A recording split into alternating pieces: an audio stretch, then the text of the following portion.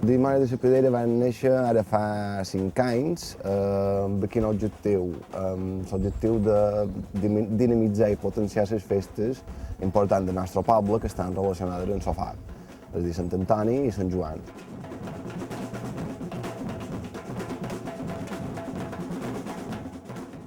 D'altra banda, també ja que preteníem era alimentar una figura que havia quedat que estava un poc desdibuixada, que és la figura dels dimonis, i nosaltres li vam voler donar un caire aquest dels dimonis de correfoc, perquè l'ús de la pirotècnia sempre ens ha agradat.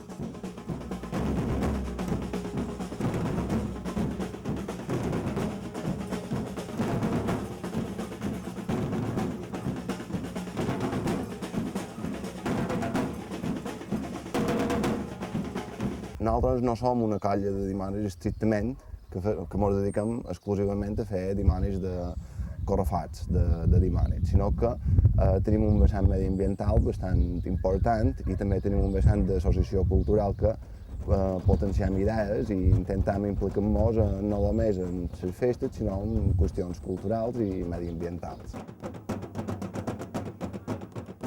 El nom de Dimonis de la Pedrera és una clocada d'ull a la història econòmica de Moró. El poble va explotar unes 130 pedreres, que ara estan en desús. Al llarg dels darrers anys, allò que va ser font de riquesa s'ha convertit en un vertader abocador de residus.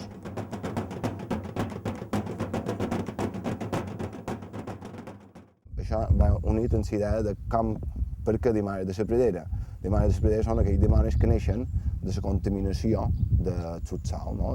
Aquest ús indegut de la naturalesa fa que la naturalesa se giri en contra de l'home.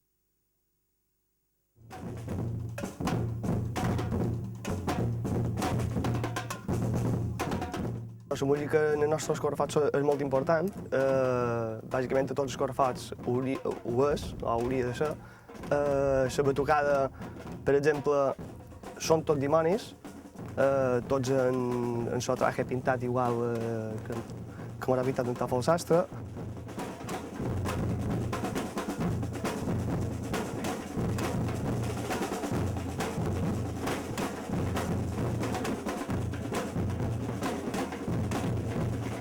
Els dimonis ballen bàsicament en el so de la música. Fora música només sentiries covets, només sentiries el xiulo dels covets, que està molt bé, però la música és fonamental perquè la gent també se pugui implicar en els dimonis juntament a ballar amb ells.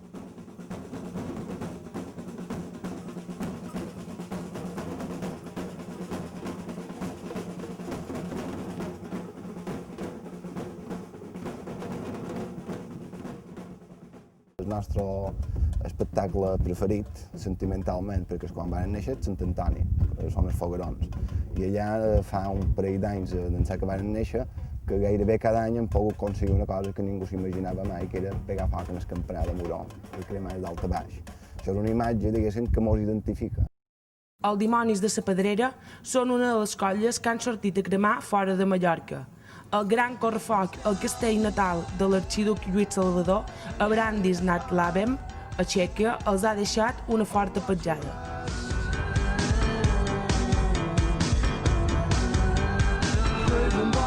Va ser una cosa, diguéssim, irrepetible. Nosaltres ens pensàvem que allà la gent volia el foc d'una manera molt allunyada i diguéssim que vam patir una veritable invasió de públic i va ser un dels correfocs, diguéssim, que hem viscut amb més intensitat de tot.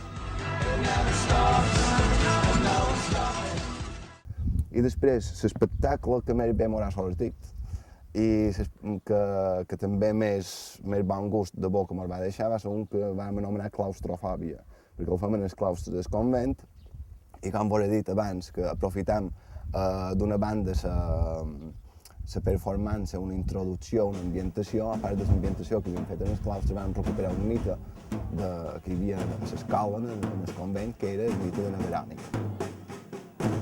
La darrera aparició dels Dimonis de la Pedrera va ser el passat dissabte 24 d'octubre a la Pobla, on juntament a la resta de colles de Mallorca varen reivindicar la cultura del foc, tot i que la directiva europea, que en un principi amenaçava el correfocs, està encaminada perquè aquests espectacles es puguin seguir fent.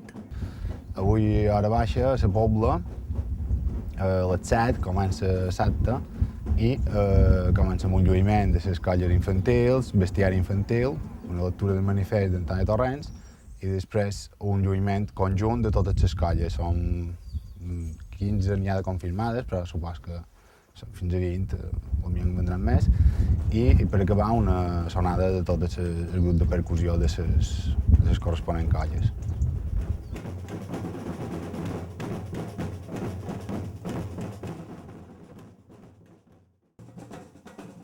La por que tenim en un principi l'hem superat, vull dir, ara per el club no hi ha motiu per tenir por de la supervivència i de la festa del correfoc.